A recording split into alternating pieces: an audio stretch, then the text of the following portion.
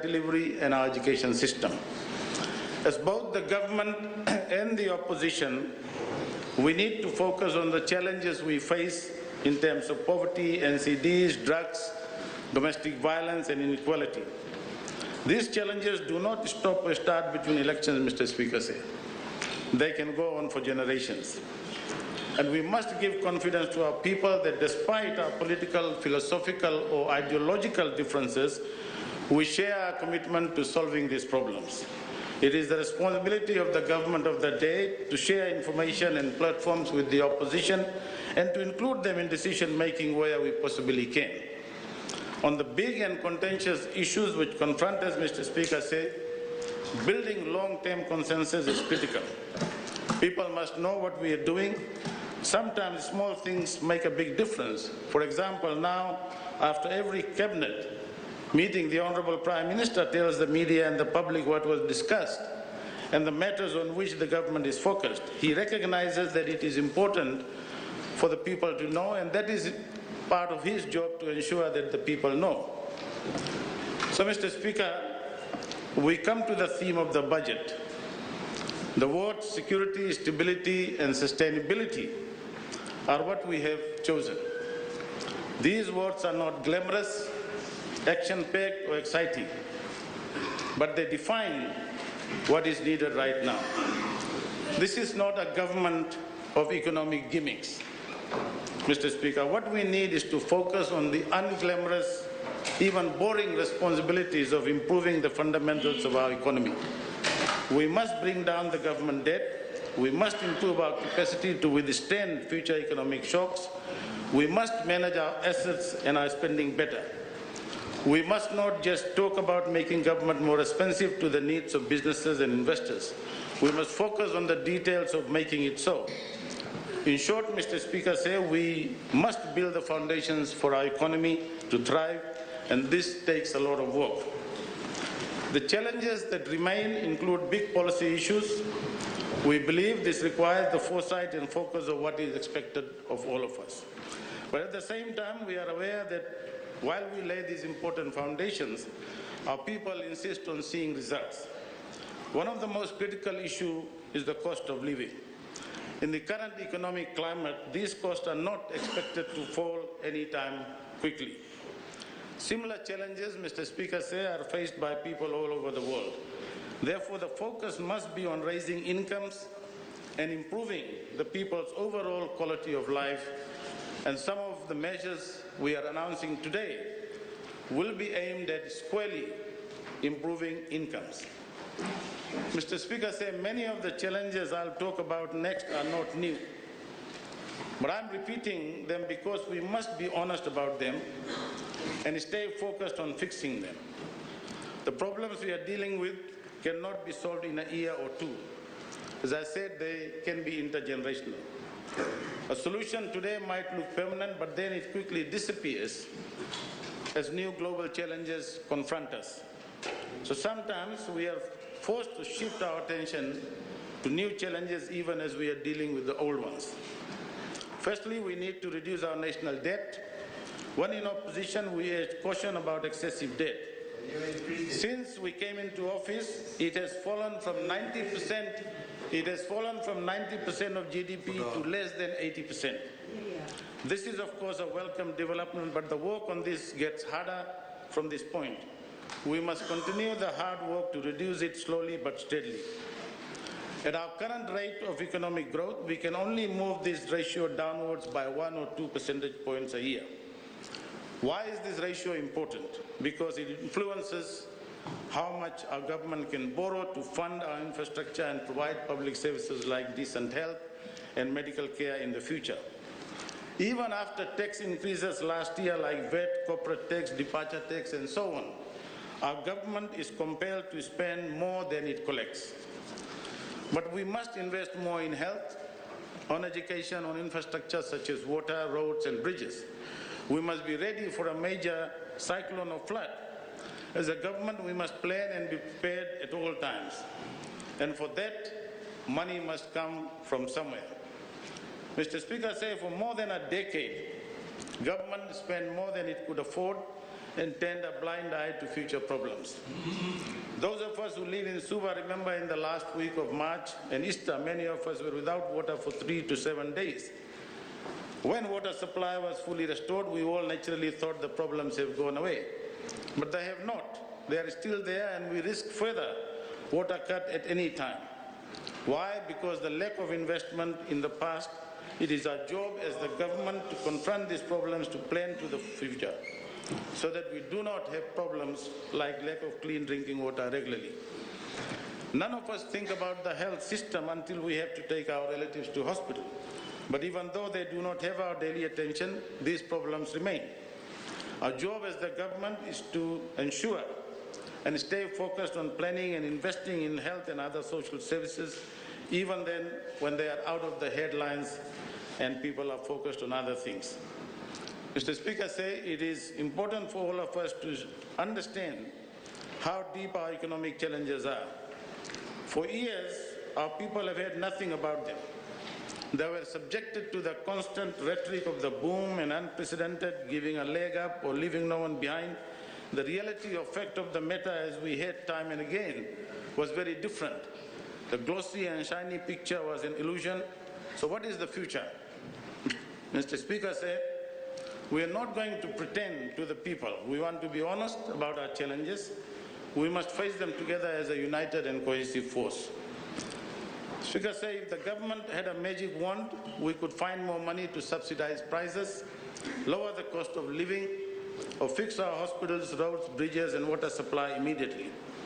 Instead, we must stabilize government finances, reduce the debt, focus on infrastructure, and be ready to respond to crises.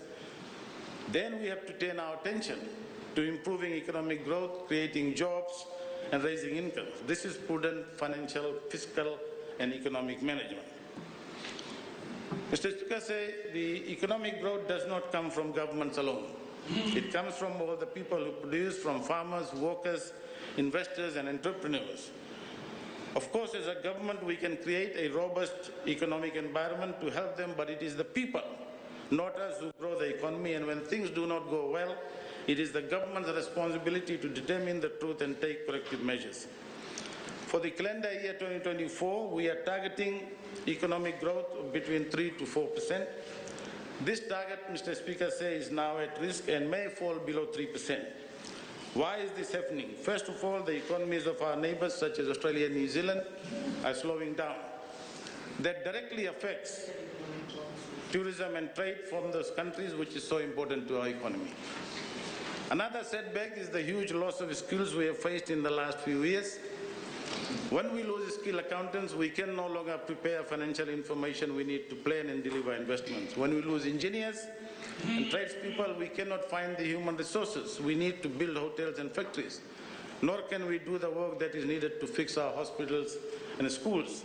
If we cannot create this economic activity on our own, our economy slows down. So there are some things that are out of our control, but there are some where we must improve. We must overcome these setbacks. Pumping in money through borrowing is not always the answer. Mr. Speaker, the feedback we are receiving from investors and the business community, who are critical for our future economic growth, is that the government could have done better for them in terms of ease of doing business and regulatory efficiency. In some of the areas that need reform, we may not be moving fast enough. So while they know that we are dealing with many problems, not of our own making, they are reminding us that we are not moving fast enough. We can assure our investors and businesses that the government is genuinely confronting these issues honestly and openly. We are working on new initiatives in improving critical blockages in the immigration system, environmental regulation, and other sectors, including town planning, investment rules, and opening up opportunities for investment in renewable energy. Some of these have been announced, with others to be formalized soon. National Development Plan. Mr. Speaker, we have recently completed the nationwide consultation on the National Development Plan. We went throughout the country in all the 4 divisions, including our deep rural and isolated areas, maritime islands, and all major urban centres. We met over 22,000 Fijians from the public and private sector. industry groups, civil society, academia, students, faith-based organizations, disciplined forces, cane growers, dairy and agricultural farmers, and the general public.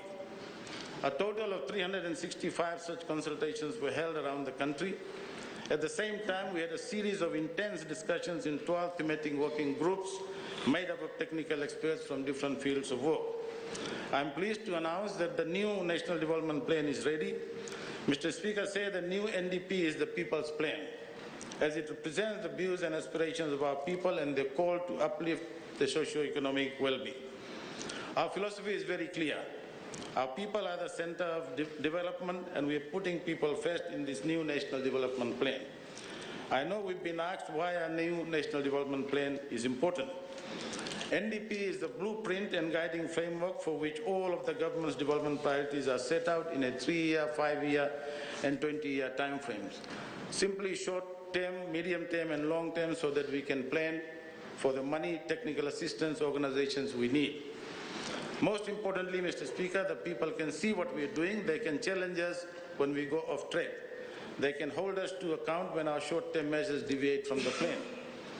Mr. Speaker, much of the genesis of our people's plan originated from the National Economic Summit. The NDP will replace the 2017 National Development Plan by the previous government. No one was consulted about it, no one knew about it, and it contained no information on how its many promises would be funded. We need to do better. Our immediate focus on the new plan is to get the basics right, to address the critical day-to-day challenges like water, roads, drainage, hospitals, health services, housing and education. We'll also focus on fighting drugs, HIV, AIDS, NCDs, climate change, gender violence and promoting reconciliation and unity.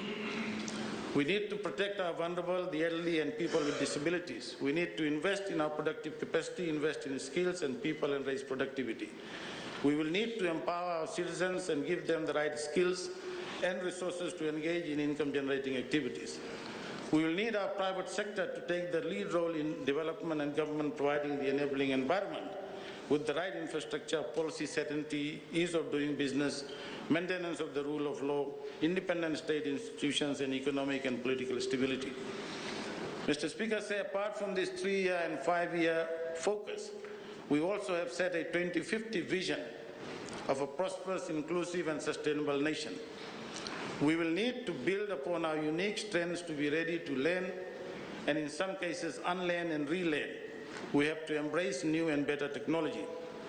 Our education system will need an overhaul to prepare us for 2050. We will need more people with new and better skills with new growth sectors to drive the economy, and a democracy with stronger institutions to promote good governance, transparency and accountability. The plan will soon be launched by the Honourable Prime Minister, Mr. Speaker. Mr. Speaker, our economy returned to pre-pandemic levels last year faster than expected. We rebounded strongly in 2022 with the economy growing by 20%. Of course, this was pent-up demand after 2 years of almost total stagnation caused by the COVID pandemic. This was followed by a further 8% growth in 2023. The tourism industry flourished with a record of 929,000 visitors last year. Our national airline, hoteliers and other industry players had a year of record profits. They had a major flow-on effect on other sectors, fueling increased domestic spending, employment opportunities and increased tax collections. Our momentum continues with our visitor arrivals still going strong by around 7% in the first 5 months of 2024. Similarly, personal remittances increased to a phenomenal 1.25 billion last year, growing at an average of around 20%. We again want to thank our people living and working overseas who continue to send them money to the families and friends back home. Mr. Speaker remittances have become a major contributor to the economy, supporting thousands of families and livelihoods, and we project that remittances will grow further. Our foreign reserves position remains strong at almost 3.3 billion, equivalent to 5.3 months of import cover. The exchange rate remains stable, trade flows are growing, liquidity levels of around 1.9 billion is keeping interest rates low. Non-performing loans in the financial sector post-pandemic have come down, and the financial sector remains sound and stable. Although we have seen an uptick in the inflation rate, year-end inflation is expected to stabilize around 3% this year and down to 2.5% by next year. While sectoral performance broadly remains positive, some, especially our resource-based sectors, are slowing down. We have certainly had some challenges. This includes the continuous heavy rain in the last few months, unavailability of labour, as I said, economic slowdown in Australia and New Zealand, capacity constraints in the tourism sector, and a slow start to some government capital projects. There's been a natural tapering off in growth after the last 2 years of strong rebounds. This has posed some challenges. As stated before, while the growth outlook remains positive, we have slightly revised down the growth for this year from 3.4% to 2.8% for 2024 and projecting a 3% growth for 2025 onwards. Mr. Speaker, we've said this before, that we need to do better than 3% per annum and lift our growth potential to 5%. But we will need everyone to lift the game. Our regulatory approval agencies will need to streamline processes and become more efficient and responsive. We are taking some decisive actions to address the current depopulation and skill loss. We are getting our government agencies to expedite implementation of capital projects and enhance service delivery. Productivity across the country has to rise. Mr. Speaker, we are headed in the right direction, but we need to keep the momentum going. We have attracted some major new investments like Google and Starlink, and there are many new promising projects currently underway or in the final phases of getting implemented. We have 2 large agriculture investment projects through the wonderful company, the parent company of Fiji Water, and Innovative Agro Industries, a PNG-based company that is partnering with some of our institutional investors. We have also seen a rapid expansion in our BPO sector, with a major project being lined up by the Lyndhurst Group in the Kalambu tax-free zone. A number of renewable energy projects through EFL and other private sector providers also look very promising.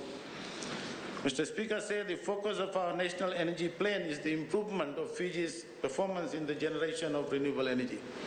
Overall, Mr. Speaker, Fiji's performance in the area over the last 10 years has been poor.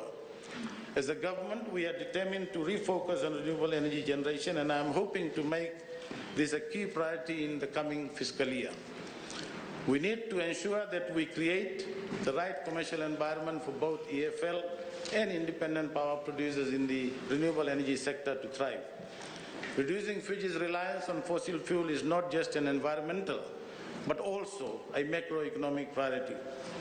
While the growth in the tourism industry is very, very promising, the number of new hotel projects have also been announced, Mr. Speaker, to address the capacity constraints, including the Regis by the FMF Group, Days Inn by Wyndham, Radisson Blue Mirage, one and only in the Esawa Group, Namuka Bay Resort, Nalangi Apartments, Yatulau and the Mother Investment in Pacific Harbour. Hotel projects that are under construction include Batu Telei through Sofitel Fiji, Crown Plaza, Westin Hilton Garden Inn in Suba, Wananabu Beach Resort in Reki, Cathay Hotel redevelopment in Lautoka, Paramount Hotel in Nandi, and Wyndham Garden in Wailoloa, Nandi. Mr. Speaker, we are working closely with approval agencies to get some of these investments moving while the ongoing ones are being expedited as weather conditions have improved. The current low interest environment, Mr. Speaker, is very conducive to some of these major investments. We are working on some major strategies to deal with labour issues by improving immigration services and investing in quick skill training. What is pleasing, Mr. Speaker, is the interest of local investors, as well as increased interest from our diaspora to invest in Fiji. We've had announcements of investment by locals in hotels, and this is a good thing. These are projects that have a combined value of at least $2 billion. Mr. Speaker, we all need to focus on growing the economy, and it is only through high economic growth that we can create more and better paid jobs, raise living standards, fix our infrastructure, improve our services, and eventually pay our debts. Growing the overall economic pie is the only way to shift everyone's well-being. Mr. Speaker, when we came into government, we inherited a large public debt. and a chaotic fiscal situation which was driving government finances in the wrong direction. We were not raising enough money to pay for the business of government. We were borrowing to fund the gap and ignoring the maintenance and critical investment. This may sound repetitive, but we must stay focused on the challenge in front of us. In the last budget, we implemented some tough and decisive tax reforms to avert a fiscal crisis which would have had catastrophic consequences. Many of these were hard on our people. However, there was little choice. Business as usual would have led to irreparable damage to our economy, which would have inflicted even far greater pain on every one of us. We all see what has happened in other countries. We had to avoid that here in Fiji, and that's why we had to be more decisive. We did what was economically right, not what was politically right. Mr. Speaker, with this decisive reset of fiscal policy, I'm pleased to announce that our debt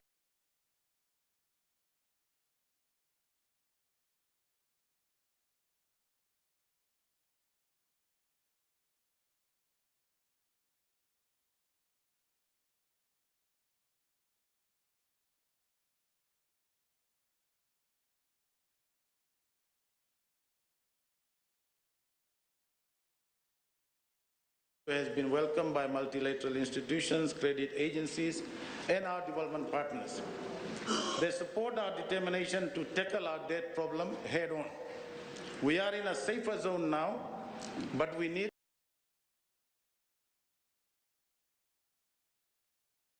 ratio below 60% or even 50%. That is why, Mr. Speaker, both political and public consensus is critical to ensuring that we don't get off track. Mr. Speaker, this focus is more important than politics.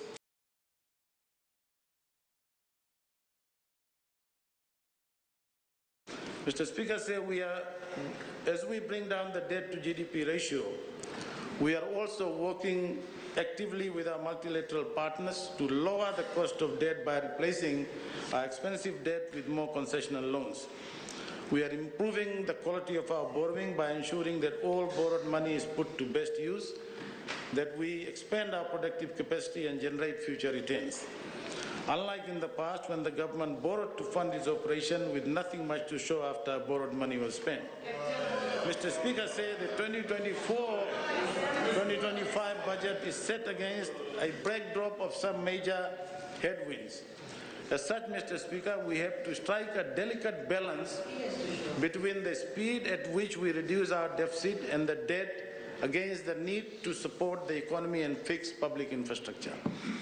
With the headwinds facing us, we cannot cut spending as much as we wanted to, and therefore we needed a careful maneuvering of expenditure and revenue policies. Mr. Speaker, against this backdrop, the 2024-2025 budget is set with a total expenditure of $4.552 billion and a total revenue of $3.917 billion. Subsequently, the fiscal deficit is set at $635.5 million, or 4.5% of GDP. The debt to GDP ratio is projected to decline further to around 77.8% by the end of July 2025. We have seen major growth in tax collections following the reforms last year, Mr. Speaker. FRCS is expected to exceed the $3 billion mark in tax collections for the first time this year. For the 2024-2025 budget, tax collections are estimated at $3.3 billion, while non-tax revenue collections are budgeted at $618 million. Our operating to capital expenditure mix stands at 73:27, that is 73% towards operating spending and 27% for capital. Mr. Speaker, our budget deficit of 4.5% of GDP is far lower than the double-digit fiscal deficit that we saw prior to us coming into government. However, we made a conscious decision to increase our fiscal deficit from the targeted 3.5% of GDP, which was included as part of our earlier plan in the fiscal strategy. We have a good rationale for this. First, there is a need to provide some additional fiscal impetus to counter some of the economic slowdown that is confronting us. This increase in expenditure response is needed to reverse the trend in our growth by stimulating economic activity. Secondly, we have to accommodate some of the major expenditure initiatives that cannot be delayed, which I will discuss in more detail later. Importantly, Mr. Speaker, sir, although we have a fiscal deficit of 4.5% of GDP in this budget, we are continuing to reduce the debt to GDP ratio. We also expect that this fiscal stimulus in the budget and some of the major projects that I've highlighted earlier will lift the growth momentum, which in turn should lower the debt to GDP ratio further. Based on our 15-year fiscal framework, we are targeting a debt to GDP ratio of close to 60% by 2040. We can do this much faster if we can achieve a growth rate higher than 3%. Mr. Speaker, let me now focus on some of the key announcements and initiatives in the 2024-2025 budget. Civil service. Mr. Speaker, today we are announcing a major pay rise for our civil servants, which will inject almost 85 million into the pockets of our around 42,000 public sector employees. This pay ranges from 7% up to 20% depending on the salary bands. Mr. Speaker, an independent, professional and well-equipped civil service is vital for effective service delivery and implementation of government's policy agenda. The civil service is the key arm of government machinery that provides the administrative prowess and institutional capabilities to ensure that policies are executed in the most efficient and effective manner. Unfortunately, the civil service has suffered from years of neglect with stagnant remuneration and deteriorating employment conditions. The civil service also suffered from lack of investment, inadequate training, capacity building and poor succession planning. Mr. Speaker, under the disguise of OMRS, many career civil servants were denied promotions while those without any experience in the civil service were prioritized for senior leadership positions. This also led to bias and political interference in appointments and created a major inequity in the pay structure where in many cases senior and experienced staff are being paid less than their new peers. Then we had the so-called civil service reforms, Mr. Speaker, and the 2013 constitutional provisions that removed the central oversight and establishment control of the civil service away from the Public Service Commission to respective permanent secretaries. And this led to uncontrolled growth in the size of the civil service. Today, Mr. Speaker, we have more than 42,000 publicly funded employees, including around 38,000 in the civil service and almost 4,000 in independent institutions and state-funded entities. This comes at a huge cost of around $1.2 billion. When we came into government, we abolished the contractual appointments and brought permanent employment tenure, which provides stability and certainty. We increased the retirement age from 55 to 60 years and more recently to 62 years for scarce skill areas. Mr. Speaker, effective from 1st August 2024, all our salary-based civil servants will receive a pay rise of around 7% to 10%, while our age earners will get an increment ranging from 10% up to 20%. For example, the lowest wage in the civil service on Band A will be increased from $4.60 an hour to $5.60 an hour, an increase of 20%. Those on Band B receiving $6.27 an hour on Step 3 will get a 16% increase, with a new hourly rate of $7.27. For drivers who are currently getting $7.33 per hour on Band C, Step 3, they will have their rates increased to $8.33 per hour, an increase of around 14%.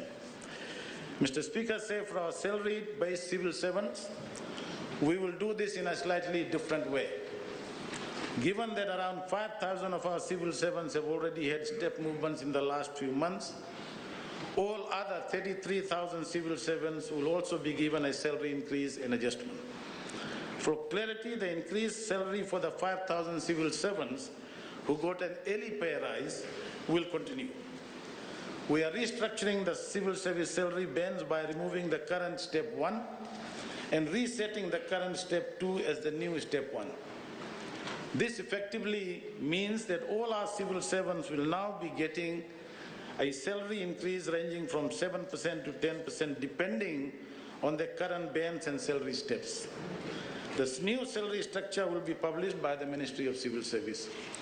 Mr. Speaker said this increase in the wages and salaries of our civil servants will cost the government an additional 66 million. Apart from this, we are also accommodating the pay rise for some of our independent institutions that have not had the job evaluation exercise and a salary adjustment since 2017. This includes the Parliament staff, Legal Aid Commission, Office of the Director of Public Prosecutions and the Office of the Auditor General. Others have had salary progression over the years and are thus excluded from this salary adjustment. We are providing an additional 5 million for this. Similarly, the RFMF and police have had their job evaluation exercise and salary progression. Our staff at the Fiji Corrections Service have been left out for many years. Following a job evaluation exercise recently, we are providing an additional $12 million to cater for the salary increase for our officers at Fiji Corrections Service and an additional $2 million to hire 81 new staff. The additional cost of the total salary increase, as I highlighted earlier, Mr. Speaker, is around $85 million. Mr. Speaker, following this major salary adjustment, we will work with the Australian government to undertake a holistic functional review of the civil service establishment and salary structure across public entities. There is an urgent need to bring parity in the salaries of the publicly funded employees and right-size the establishment. At the same time, we need a new and effective performance management system in the civil service, one which is fair and affordable to the government. We are also exploring options for a medical insurance scheme for civil servants. As a large employer, this will be a costly exercise for government and thus will need to be carefully considered in terms of the timing and mechanics of how this is going to work. We are also reviewing the general orders to relook at other employment conditions and allowances paid to civil servants. Mr. Speaker, this is a major pay rise for our civil servants. The increase is much higher than what we were contemplating during the early phases of the budget. Our discussions with the various public sector employee unions have been open, transparent and done in good faith. We call upon our unions to be considerate of the fiscal situation and appreciate the government's will to improve the overall working conditions in the civil service. We have taken a big step in the right direction today, but not everything can be done in one or two budgets. Increase in parliamentary remuneration. Mr. Speaker, the vote taken last month on parliamentary pay rises was deemed as deeply unpopular. We are not blind to the commentary in the mainstream media, on social media and plain protest and the petitions. The irony is that if these pay increases, if they had been communicated better, might have had people's support. They are the first increases in 8 years. For most cabinet ministers, they represent a salary increase of only 1% per year over those 8 years, or in honourable prime ministers, and in my case, around 3% and 70% pay cut respectively. Opposition and backbench MPs, of course, had a near doubling of their salaries, but this too could have been better explained. The overall increase in cost is 4.2 million, not 8.1 million. If adjusted further for the 20% COVID pay cut, the increase is in fact 1.4 million. Mr. Speaker, as a coalition government, we agree that there must be a qualified and independent emoluments committee in future, a reasonable period for public consultation and careful consideration by MPs of the example they are setting, given their unique ability to vote for their own pay. In this regard, we believe that future emoluments review of MPs to be determined by an independent emoluments committee to be appointed by a resolution of Parliament, and this will be the most transparent way of determining salaries of MPs. Workers' rights. Mr. Speaker, workers' rights in this country have been suppressed for many years. As soon as we came into government, we restored the tripartite agreement, as we firmly believe that through open dialogue between employers and employees and government, we can ensure a win-win situation. Last year, Parliament approved the Employment Relations Amendment Act 2023, making a significant step to reform the country's labour laws and improve the rights of workers. As a result, workers in the financial, telecommunications, civil aviation, public utility and public service now have freedom of association rights in line with other workers. Today we see the unions are active again, fighting for the rights of their members. We as the largest employer are also working together with the unions to ensure that the rights of workers in the civil service are protected and there are meaningful improvements in the terms and conditions of employment. National minimum wage. Mr. Speaker said we want all our workers in the country to receive a fair and just minimum wage. Following a comprehensive review by an independent panel of experts, including numerous consultations with employers, unions, government and other stakeholders, the national minimum wage will be increased to $5 an hour. The actual implementation will be undertaken in 2 phases.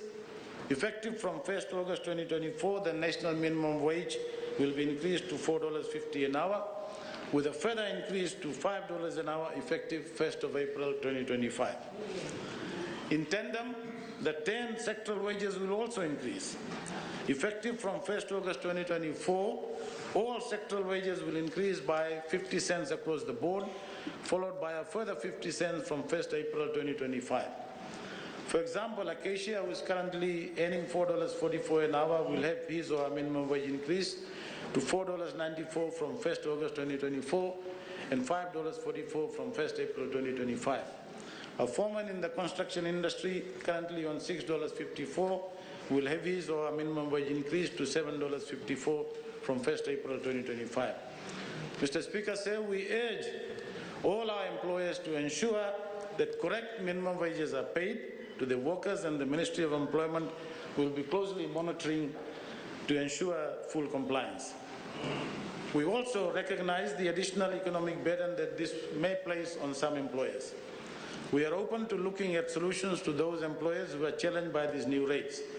But we also feel, Mr. Speaker, or intend that the new minimum wages will improve productivity and reduce employee absenteeism by providing greater incentives to lower paid employees to improve their attendance and aspire to higher incomes by acquiring more skills and experience to become more productive.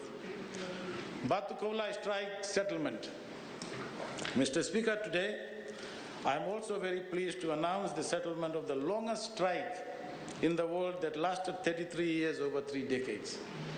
For those who may not be aware, on the 27th of February 1991, around 368 mining workers in Lautoka went on strike. Following all the due process, there was no other way out for them, and they've been waiting for justice since then. Unfortunately, rather than getting justice, the strike devastated the lives and livelihoods of many miners over the last 3 decades. Families were shattered. Many struggled to afford a decent meal. Parents could not afford sending the children to school. There was no money to look after the sick and elderly. Since then, we've had governments come and go, but the strike continued without any resolution.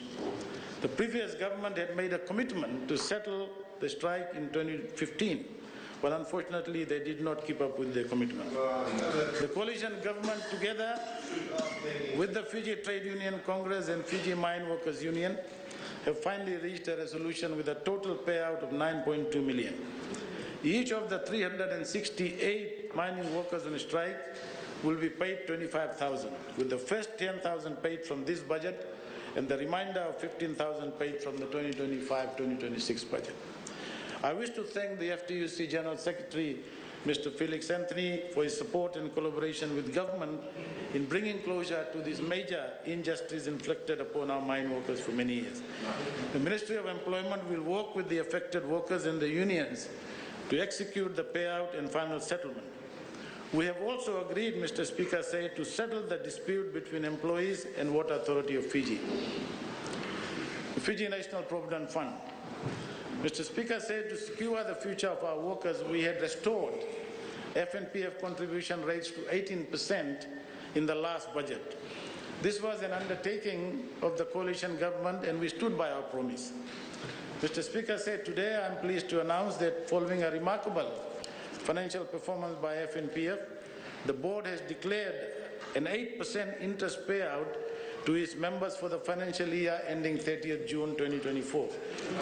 This is the highest interest paid in the past 2 decades, and on 1st July, $562.2 million will be added to the FNPF balances of over 417,000 members. I take this opportunity to congratulate and thank the FNPF board, management, and its hardworking staff for this remarkable achievement. Today, we are also making a major amendment to the FNPF Act to bring back the tripartite spirit in the board composition of FNPF.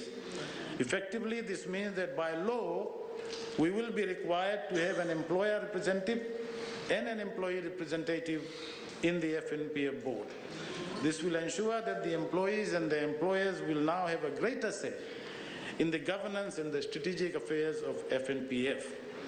FNPF, Mr. Speaker, says is the largest financial institution in Fiji and manages the hard-earned savings of its members. The only savings for many. As such, Mr. Speaker, say our members' funds have to be managed well and managed by the right people. It is only by making the right investments at the right time that we can continuously improve the returns to our members. Recently, FNPF has strategically expanded its investment to new and resilient sectors. The partnership with Google, facilitated by the government for the expansion of the Pacific Connect initiative, is a major transformative investment that will not only increase the returns for FNPF members but also support the growth and development of the ICT sector. Justice to FNPF pensioners. Mr. Speaker, said the military regime in 2011 unilaterally and illegally reduced the pension rates for FNPF pensioners and broke the statutory arrangement and trust between the fund and the pensioners. To deny justice, the government enacted a law to restrict those pensioners from challenging the unfair treatment in the court of law. In the last budget, we provided some justice to those affected pensioners by allowing them to access the government social pension allowance of $125 if they are above the age of 70 or $115 if they are between 60 to 69 years. Today, we are going to bring a permanent closure to this issue. All pensioners that reluctantly opted for a reduced pension rate will have their pension restored effective from 1st August 2024 and moving ahead. The cost of reinstatement will be borne by the government, and we have agreed to provide a funding of $4 million for this year. The full cost is estimated to be around $57 million over the next 2 decades.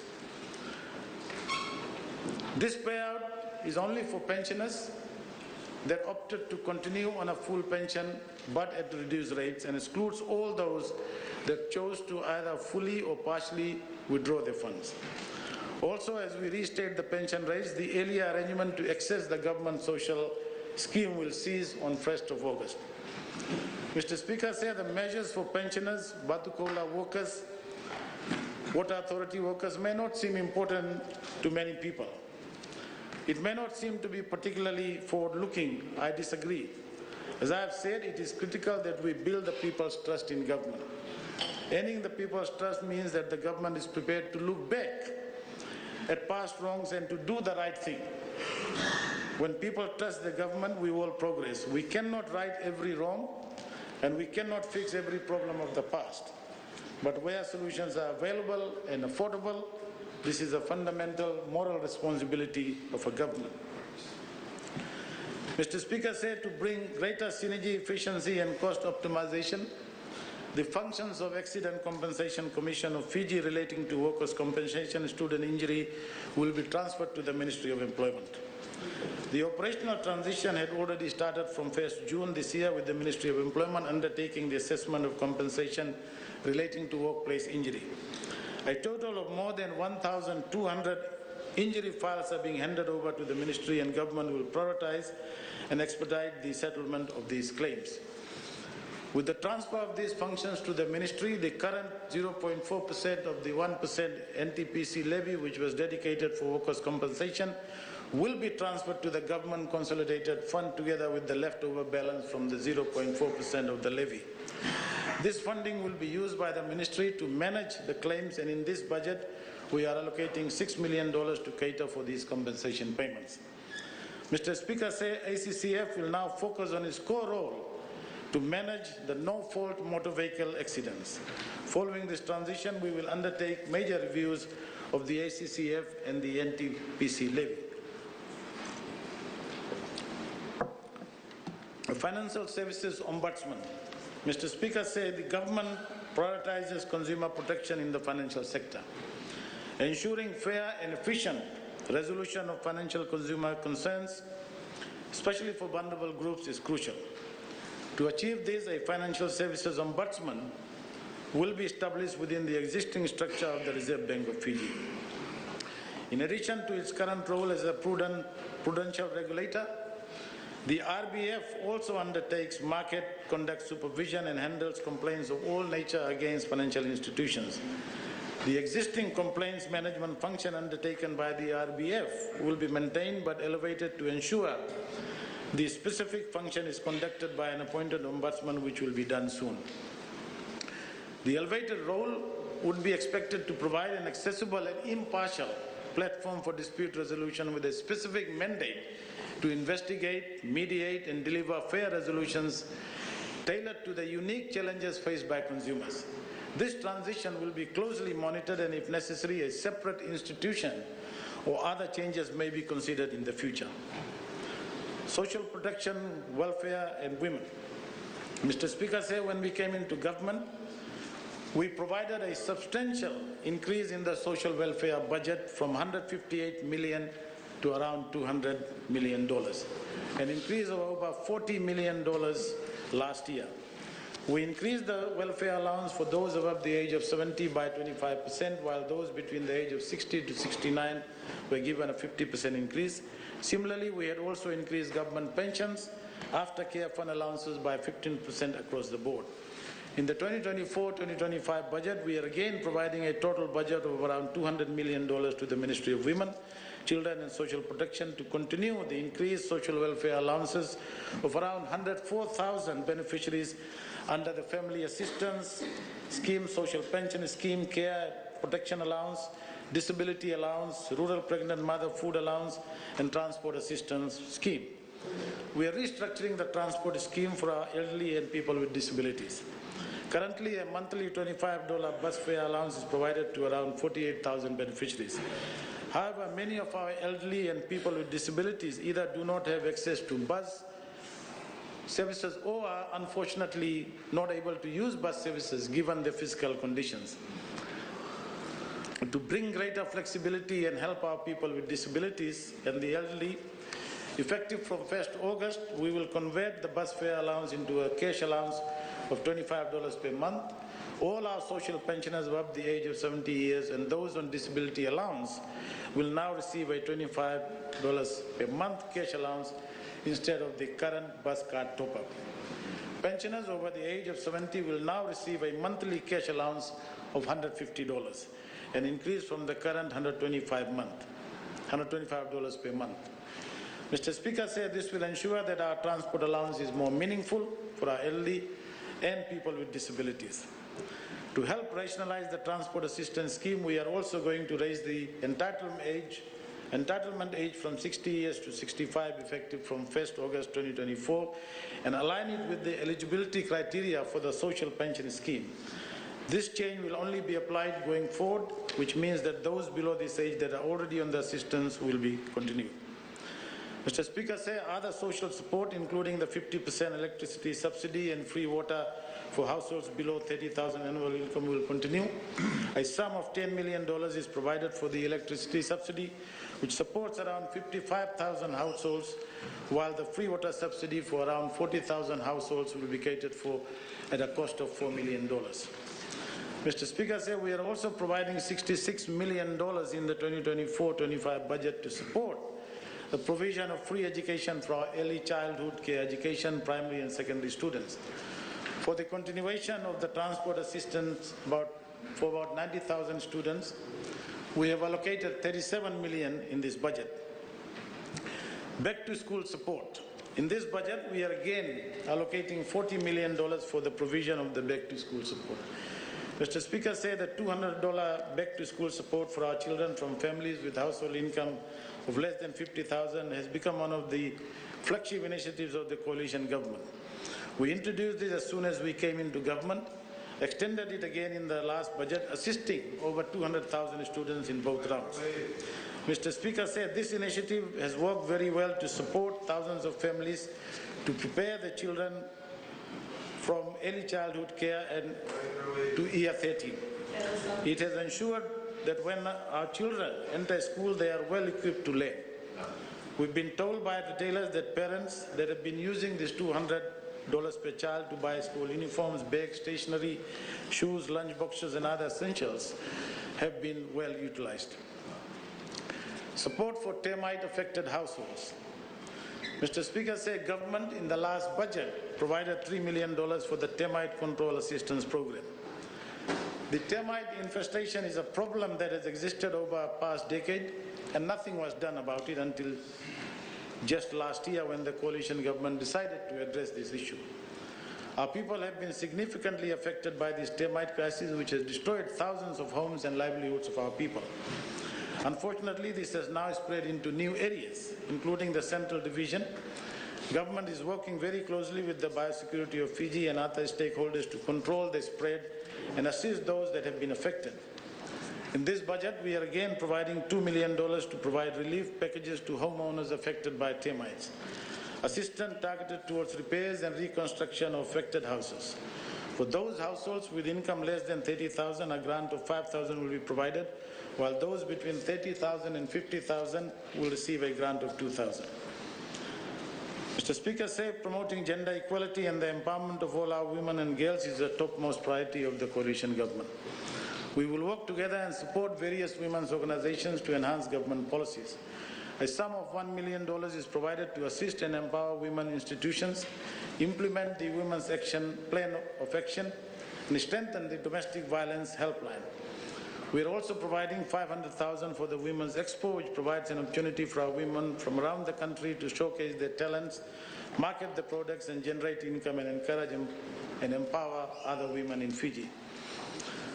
At a time when our country is going through major labor shortages, we are working on strategies to increase female labor force participation rate, which currently stands at a low of about 39% compared to 77% for males. This includes targeted training, provision of child care services at workplaces, and adoption of gender-responsive budgeting. Health and medical services. Mr. Speaker said in the last budget we had given the largest increase in the budget to the Ministry of Health to address the deteriorating conditions of our health facilities and improve health service delivery in the country. A total budget of over $500 million was provided for the health sector, an increase of over $100 million. In this budget, Mr. Speaker said we are providing a total of $540 million to the health sector. Around $450 million to the Ministry of Health and $90 million for the operations of running of the Ba and Lautoka hospitals under the PPP arrangement. I'll talk more about this in a moment, Mr. Speaker. Mr. Speaker, given the years of neglect and state of affairs in our health sector, we need continuous increased investment and focus. This will take time, but we are making progress, and I thank our medical professionals for their commitment and drive to get things fixed. We are ready to put in more resources, and our development partners have also assured us their highest support towards this journey. In partnership with the Australian government, we have already embarked on a major technical work to put together a master plan for the redevelopment or relocation of CWM. The long-term goal is the construction of the state-of-the-art National Referral Hospital, which is modern, resilient, and patient-centered. In March this year, the Australian government had provided around $15 million towards the CWM infrastructure master planning, and we are in discussion with other multilateral partners like the Asian Development Bank and the World Bank for future funding options. Other partners have also expressed their willingness to come on board as the final details are completed. Mr. Speaker, we also thank the Indian government for the grant towards construction and running of a 100-bed super specialty hospital here in Suva. We've made good progress in identifying the land in Nasinu behind the Fiji National University, and the construction design works and other preliminary works are currently underway. We have also seen major investments in some of our health medical facilities, private health medical facilities, including the Pacific specialist healthcare, Sri Satya Sai Sanjeevani Children's Hospital, for which we are again providing a government contribution of $4 million in this budget, and many other providers who are expanding and modernizing their services. A good mix of private and public health sector provision is critical to help us to improve health service delivery. We are continuing with our public-private partnership with the general practitioners. But to reduce the abuse, in the last budget we had introduced an income threshold of $30,000 to access these free services. Those under the social welfare scheme, free medicine scheme and receiving kidney dialysis subsidy get an automatic access without any further assessment or income verification. They just need to present their welfare or free medicine card at the participating GPs. So far we paid $19 million to extend these services, and in this budget we are estimating an additional cost of $5 million. To assist those on kidney dialysis, we have allocated $3 million for the continuation of the $180 per session subsidy for dialysis patients, which was increased from $150 to $180 in the last budget. Mr. Speaker, for the procurement of drugs and medical equipment, we are allocating about $96 million in this budget. We have noted a significant improvement in the procurement and logistics management system at the Ministry of Health. Continuous improvement is needed here to ensure the timely supply of consumables and medicines, laboratory reagents, vaccines and medical equipment of our hospitals. For procurement of biomedical equipment, $15 million is provided in this budget. For capital construction and maintenance works, we are providing $12 million for the interior works at the Lambasa Hospital, refurbishment and upgrade of our urban and subdivisional hospitals, health centers and nursing stations, refurbishment of Sabu Sabu Health Facility and the construction of a new rehabilitation center in Tamavua. An additional $3.8 million is provided specifically for minor upgrade and maintenance work at all our health facilities around the country.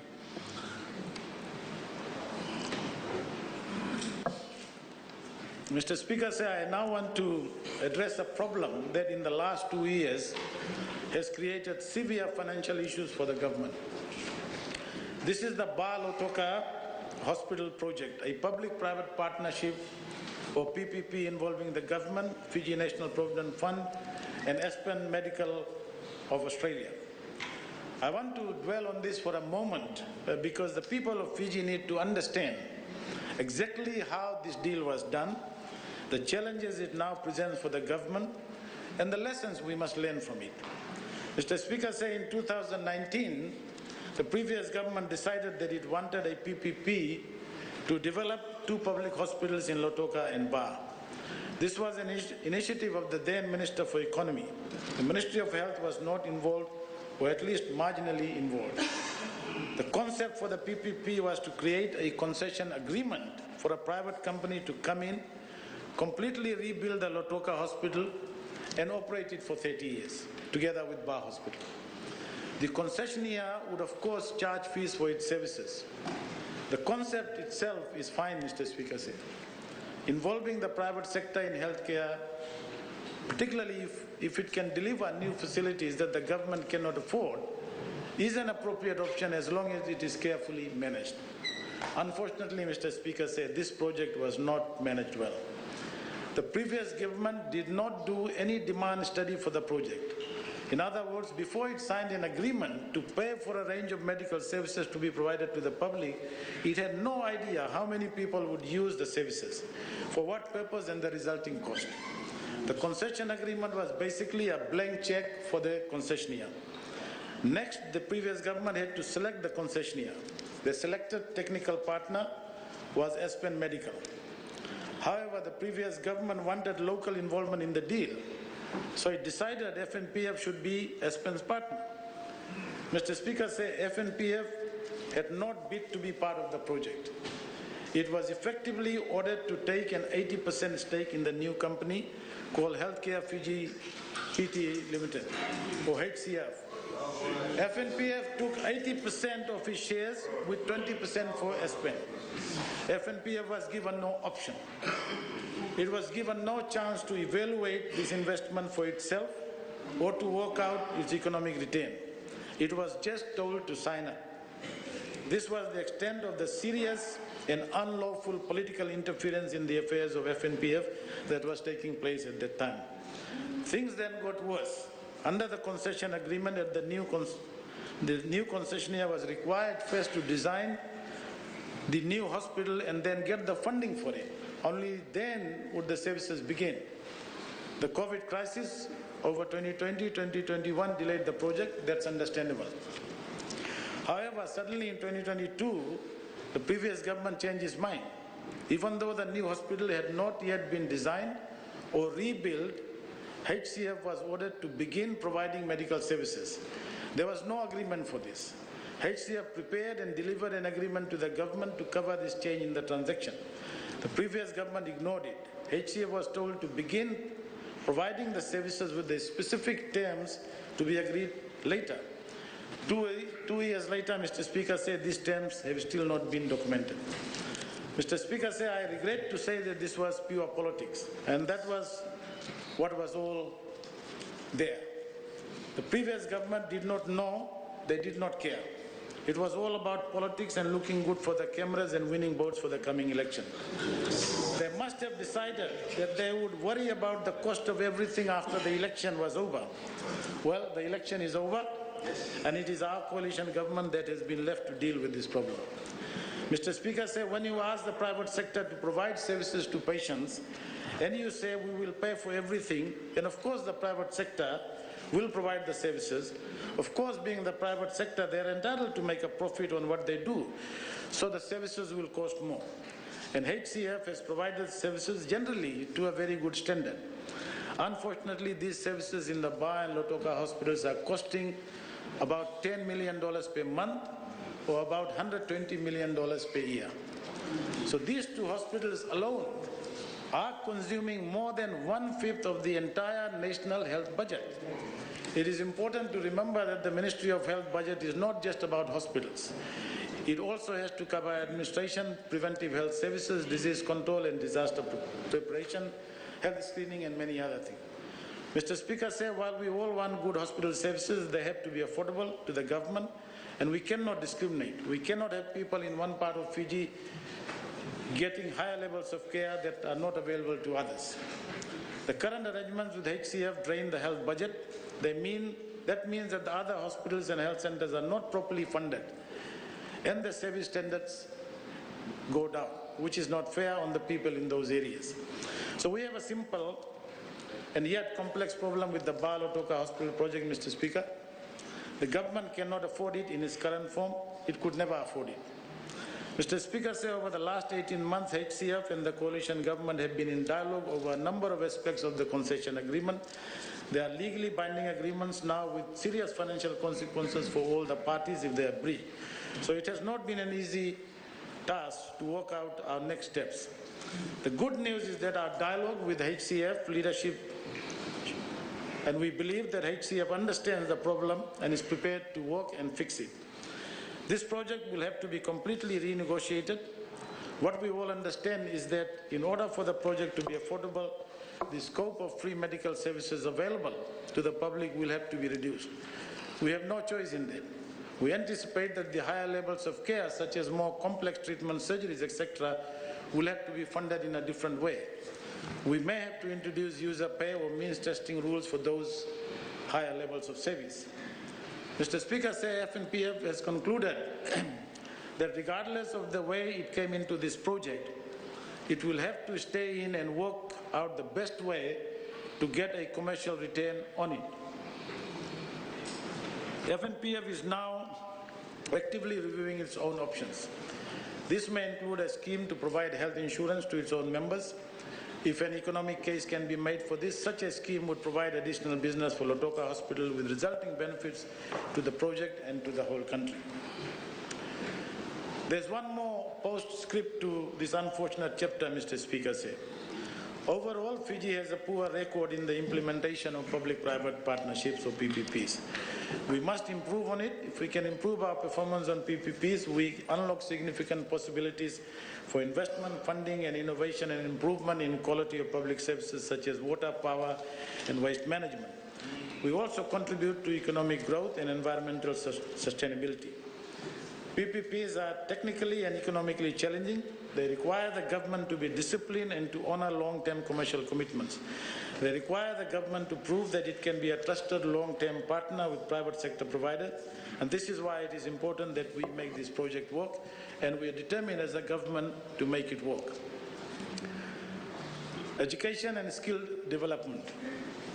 Mr. Speaker says $778 million is provided towards education and skill development, the largest allocation in this budget. But it is not just about the dollars that we put in, Mr. Speaker says, it's about the outcomes. We need to improve the quality of teaching and learning in schools by ensuring that we have the best teachers, the right learning environment, the right curriculum, textbooks and other resources. We need the involvement of our parents, communities, religious groups, development partners and other non-governmental organizations. Unfortunately, this partnership was destroyed in the past, which we are now trying to build, Mr. Speaker. We need to bring back these partnerships and inclusivity in the running of our schools if we are to make real progress in improving the quality of education in Fiji. Given the state of the affairs in the education sector, we cannot repeat the mistakes of the past by bringing in haphazard changes and reforms without proper consultation and expert guidance.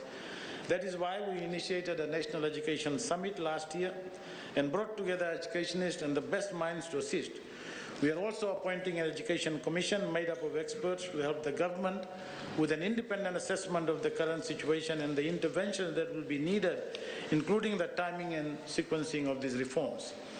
Mr. Speaker, in the current budget, the coalition government has taken decisive measures towards reshaping the education sector. We are increasing the funding for the Ministry of Education alone to around $628 million. Higher education institution, for our tertiary institutions, we are providing a total budget of $91 million. Mr. Speaker, as soon as we came into government, we restored the grant for USP, including our commitment to pay to USP what was owed after its destructive fight with the previous government. Once again, Mr. Speaker, it is important to show that the government can be trusted to meet its commitment. We immediately identified funding at $10 million, followed by another $20 million in the last budget. A further $5 million is allocated for the payment of the outstanding grant. Apart from this, $33.5 million is provided to USP as its normal grant. The Fiji National University will be provided a funding grant of $36.5 million. The Ministry of Education has commenced reviews of the tertiary education institutions, which includes FNU, and the review will also focus on putting a sharper and more determined focus on quality. The University of Fiji has provided an increased grant of $5 million, of which $1 million is for the construction of Centre for Youth OK Studies to support preservation and promotion of Indigenous Fijian art and culture through teaching, research and publication. Mr. Speaker, we've supported Pacific Polytech in the last 2 years, and they have created a major impact in the provision of technical training in Fiji to meet the current shortage in the labour market. This institution caters for many of our young people who fall through the cracks in terms of completing their education or qualifying for a trade. The majority of them are Youth OK students, and we must address this to provide a second chance at a more meaningful future. Since its inception in August 2023, more than 1,100 students have completed various national qualifications under the Fiji National Qualification Framework. To support this further, given the exodus of many of our workers, we are providing an increased grant of $5 million to Pacific Polytech. The Sangam Institute of Technology is provided a budget of $545,000 for its operation, while $1 million additional is provided for its capital works to expand its infrastructure in Lambasa and start establishment of a new nursing school facility in Nandi. We will fund this over 2 fiscal years as the work progresses. A total of $2.2 million is also provided to Corpus Christi, Fulton College, Montfort Technical Institute, Montfort Boys Town and Vivekanand Technical Centre, and 2 new institutions, Caregivers Training Institute and Service Pro International Tourism Hospitality Institutes. Tertiary Education Loans Scheme. Our tertiary institutions, Mr. Speaker, are no longer burdened with the debt, as the coalition government wrote off the $650 million in outstanding TELS debt for over 53,000 students last year. This was a big relief for thousands of families, and now they can use that savings for their own purpose. This was the promise, and we delivered it. We replaced the student loans with full scholarships in priority areas and also brought in cut-off marks to ensure that we lift the quality of our graduates and at the same time improve the completion rate for degree programs. Those with lower marks are being included in the technical program to ensure that every student has an opportunity. Unfortunately, under the previous system, since the loans were provided to students with very low marks to do degree programs, the completion rate was also very low. In fact, we spent about $160 million on almost 22,000 students who never completed their studies, a major loss for the taxpayers. This also created a perverse incentive for our tertiary institutions to lower their standards and entry requirements and compete for student numbers rather than quality. We've got that change now, and the focus will have to be on quality. Mr. Speaker, say in the 2024-2025 budget, we've allocated $150.5 million to TSLS to fund 9,940 continuing students and 10,830 new students. In this budget, we are introducing some new schemes and value adding on some of the existing ones. Mr. Speaker, say we are introducing a new scheme to fund 20 students to pursue PhD and Masters in priority research areas at selected universities in Australia. The tuition cost will be borne by the Australian university, while the government will provide partial support to cover for airfares, stipend and any other associated cost. We thank the participating Australian universities for this great partnership. A sum of $1.4 million is allocated for this. Secondly, we are also introducing a merit-based in-service overseas scholarship for postgraduate diploma in specialized areas.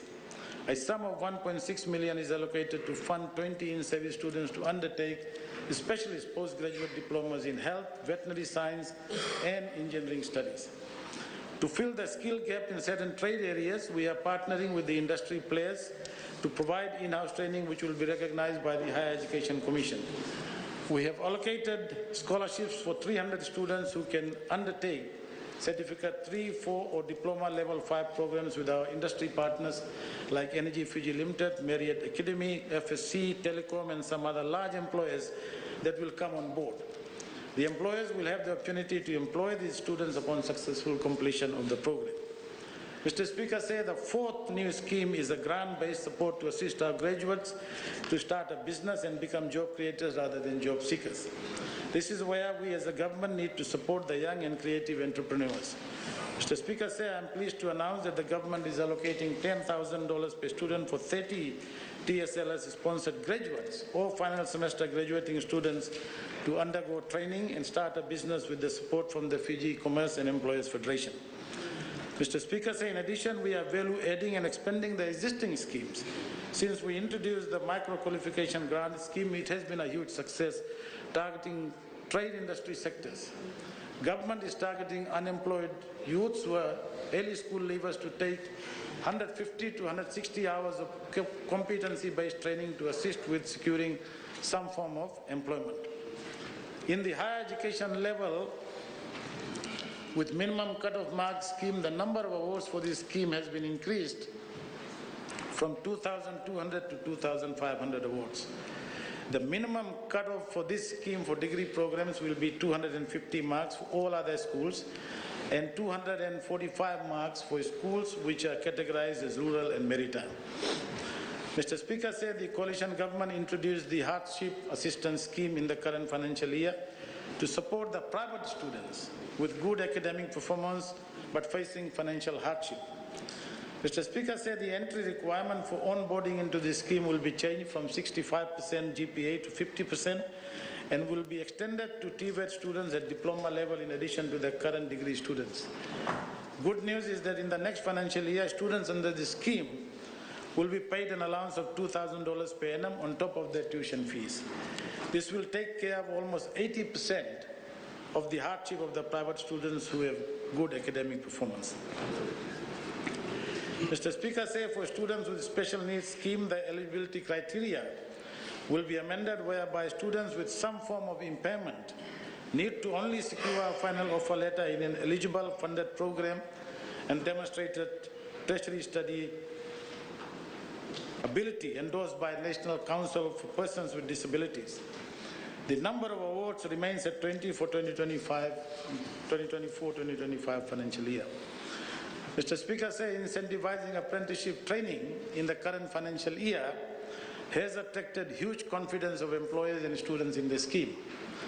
Under this scheme, the employers pay $2 while the government pays the additional cost to ensure that the national minimum wage rate is paid to those on apprenticeship scheme.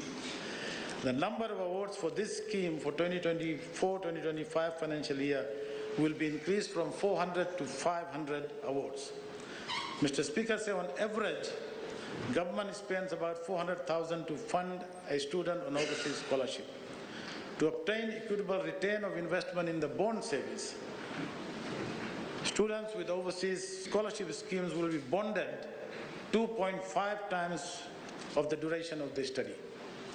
Mr. Speaker, effective from 1st January 2025, new and continuing students will be granted only 2 probations for failing to maintain the required GPA and pass rate for respective schemes, after which they will be suspended for 1 academic term.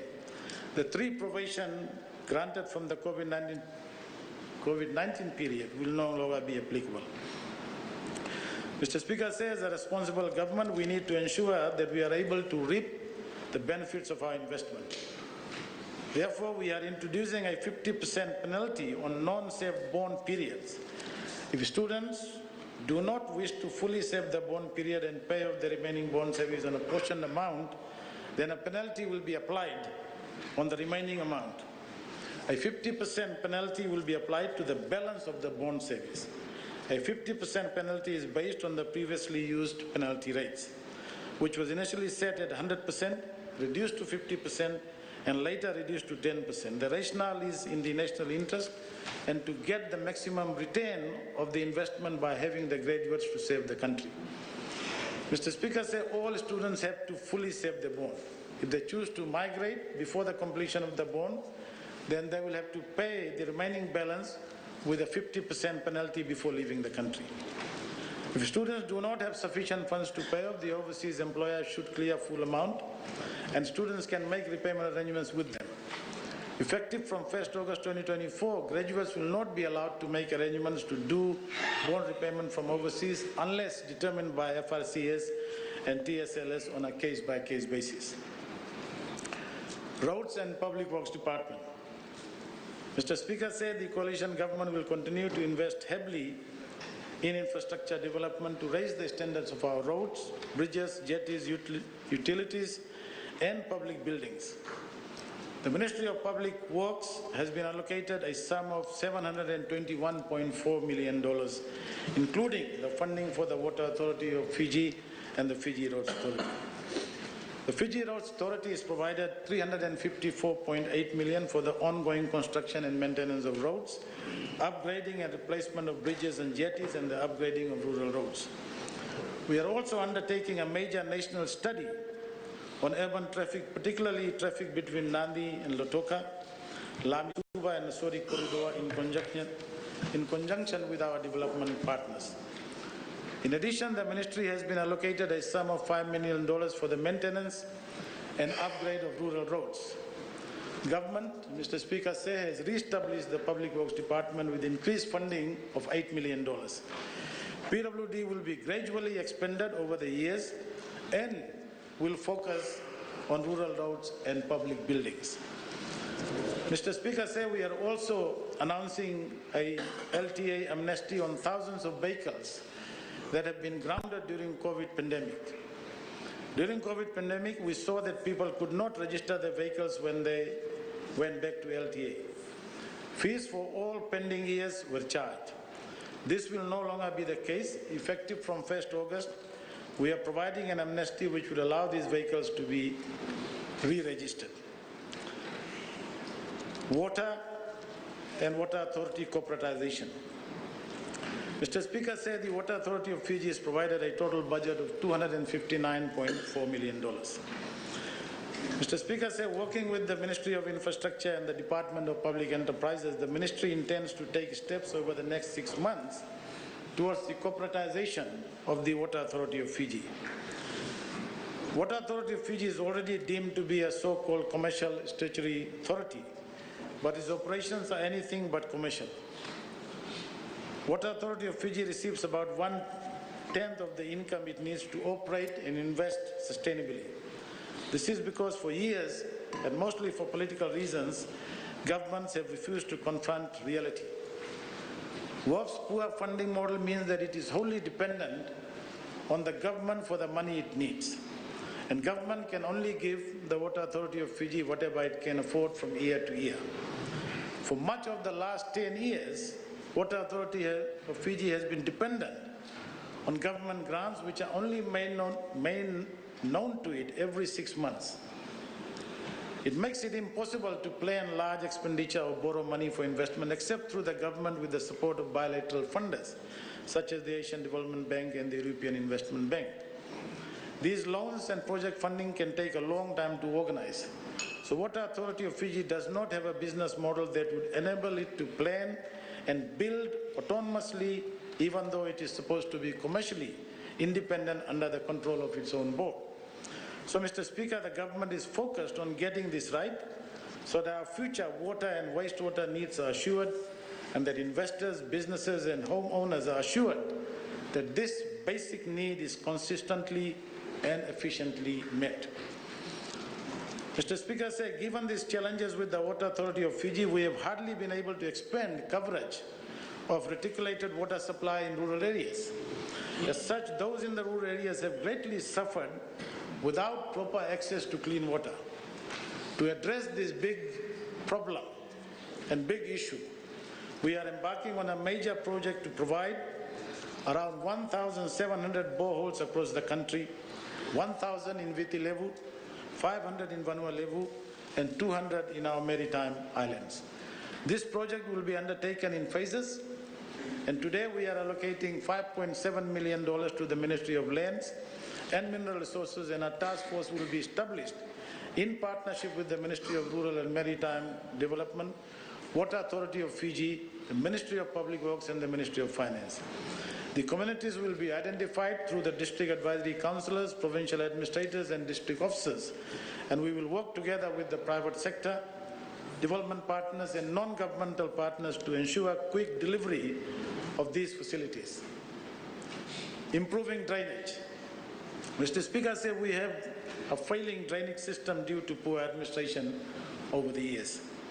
The conveyance capacity of our drains and waterways has been reduced due to blocked drains, causing major flooding across the country.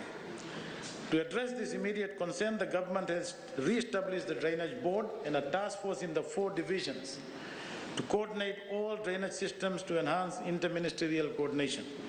$2.7 million is allocated to the Drainage Board to maintain existing drainage systems and enhance water management practices. In this budget, we have also allocated $16.7 million to the Ministry of Waterways capital budget and $5.5 million to the Ministry of Sugar for drainage work as well. We are working with the municipal councils, district advisory councils and in the areas that they will look after, including the funding options and the actual execution of this. For all major rivers and inland drainage systems, the government will purchase specialized drainage and heavy-duty dredging equipment to undertake regular works on all major inland drains, waterways and major rivers throughout the year in the central, western and northern divisions.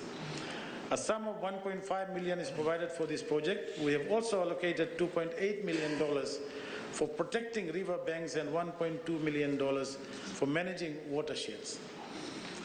In the area of housing, Mr. Speaker, we have a major task ahead of us to provide affordable housing to thousands of our people who do not own a house. As a country, we have seriously lagged behind in meeting the increased demand for housing in the urban areas. While there has been progress in additional housing supply for our middle and high-income earners, we haven't had any major breakthrough in providing affordable housing to our low-income households.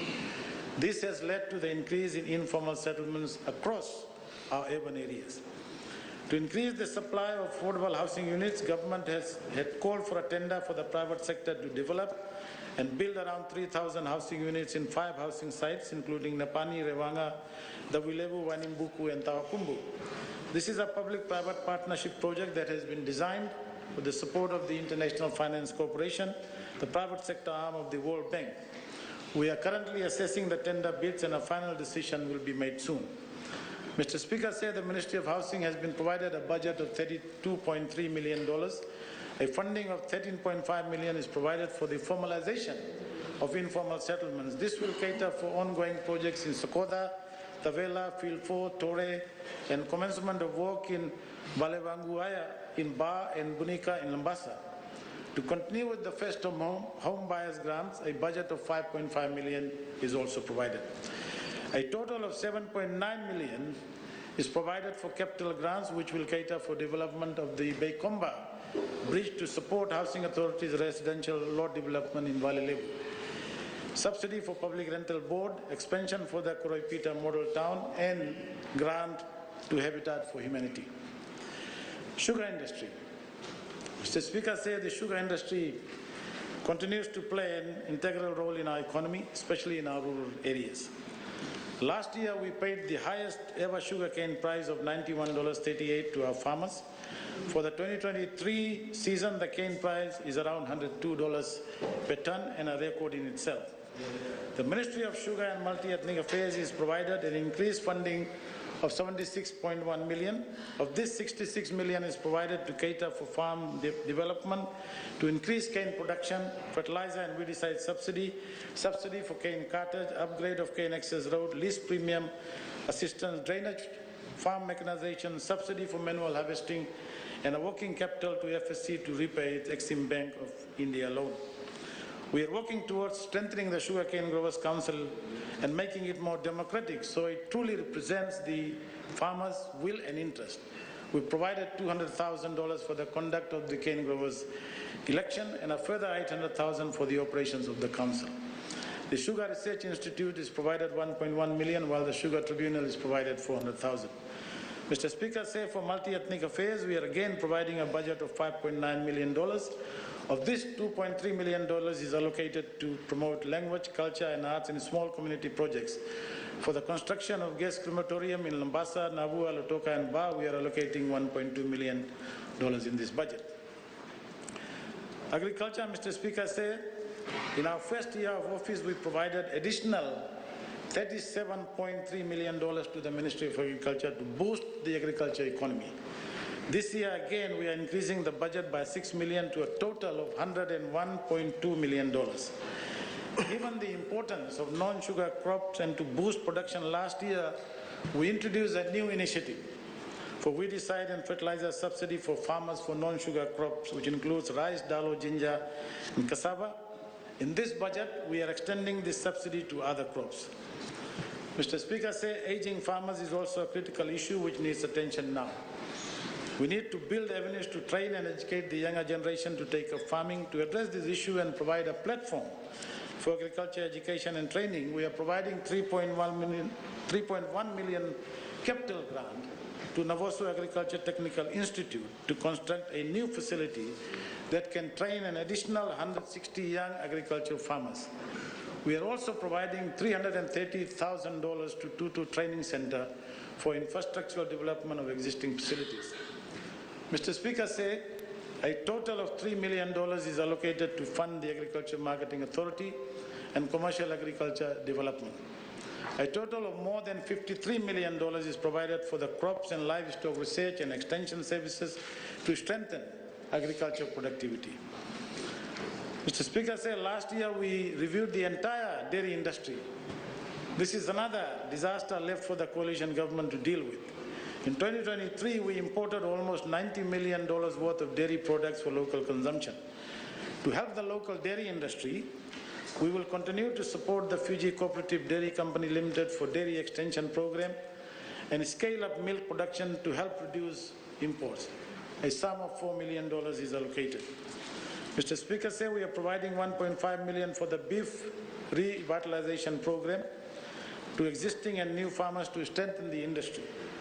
This provides an opportunity for our local farmers to venture into cattle farming and take advantage of the available lucrative market. Additionally, $6.2 million is earmarked to enhance large-scale production through improved machinery and farm road access, essential for linking farmers to markets and land preparation facility to open up new areas for agriculture production. Public-private partnership initiatives will continue to facilitate communal ownership of essential equipment such as tractors, rice harvesters, diggers among farming clusters and cooperatives. Fisheries and forestry, Mr. Speaker, both the ministries have been provided with an increased budget of $25.3 million and $31.4 million respectively. This will support the Coastal Fisheries Development Program to advance aquaculture, shrimp farming, seaweed development program, multi-species hatchery and construction of ice plants. For the reforestation and degraded forest with indigenous and other species, a sum of $2.5 million is allocated for the development of forest plantations through provision of necessary tools, equipment and capacity building, training for seed collection, seed production, plantation establishment and forest restoration. In addition, Mr. Speaker, we've increased the allocation for commercial maritime pine subsidy to $2.1 million to assist the maritime islands pine woodlot owners in Kandavu and Lakemba to transport the logs and timber. Mr. Speaker, a sum of $1.2 million is also allocated for RED Plus program. Itoke empowerment. Mr. Speaker, to empower our indigenous community, we had provided an increased budget to the Ministry of Itoke Affairs. In this budget, we are again providing $39.4 million to the ministry, compared to around $17 million prior to the coalition government. In this budget, we are also introducing a new scheme to provide interest-free loans to support development of our Itoke resource owners and investments by provincial holding companies. The Fiji Development Bank and Merchant Finance have already partnered with the government to provide loans with 3 years of interest subsidy paid by the government. We have provided $4 million, which can cater for almost $60 million of interest-free loans. To further support and promote indigenous-owned businesses, we will now accommodate existing indigenous companies to qualify for tax holidays and duty concessions if they invest in the tax-free regions. This incentive was previously only provided to new businesses, but we are bringing this flexibility to support our indigenous businesses. Rural and outer islands. The Ministry of Rural and Maritime Development and Disaster Management is allocated a sum of $37.9 million, an increase of $8.8 million to continue support for grant for self-help projects. Community access roads, footpaths and footbridges projects, rural housing, and urgent upgrade and renovation of existing divisional quarters. Mr. Speaker, we recognize the role of district advisory councillors and the district chairpersons within our rural and maritime communities, and we will continue to fund the increased allowance of $200 and $220 respectively in the next financial year. Mr. Speaker, we will be allocating $1 million for the construction of evacuation centres and retrofitting existing evacuation centres. On climate change, Mr. Speaker, we have shared our vision and framework for responding to climate change in a comprehensive manner last year. When we formed the government, the Honourable Prime Minister had said that given how important climate change is, we will take a whole-of-government approach. And by its very nature, we cannot solve the climate problems as a nation alone.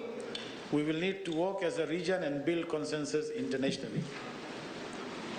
While the availability of global climate finance has been increasing over the years, unfortunately, Fiji has only been able to access very little of that.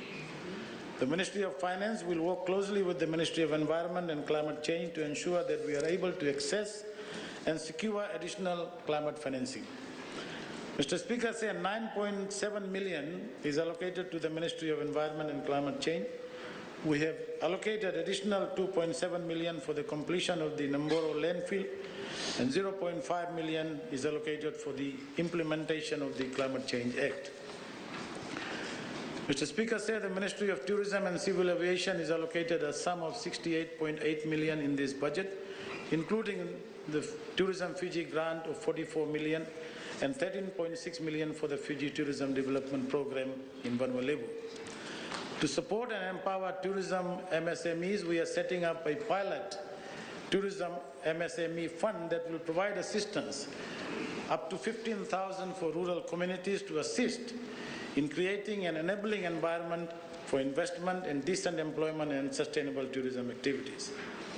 Mr. Speaker, we are pleased to announce a new cooperative grant which will provide $100,000 maximum to registered cooperatives within 15 sectors to diversify their business into multiple income-generating activities.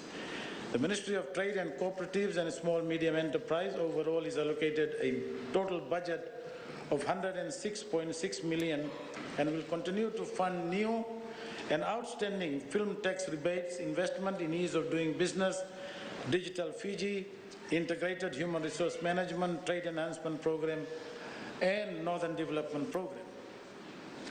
Fijian immigration. Mr. Speaker, we are providing additional 20 new positions to improve service delivery within the Fijian Immigration Department. A sum of $2 million is allocated for disaster recovery support and $4 million is allocated for procurement of 100,000 blank passport booklets annually for the next 5 years. Mr. Speaker, Fiji continues to strengthen its foreign relations with more than 182 countries. Under the leadership of the Honourable Prime Minister, we have witnessed increased interest and engagement from our regional and international partners. In the last budget, we prioritized the reopening of Fiji overseas missions in Washington, Malaysia and Papua New Guinea.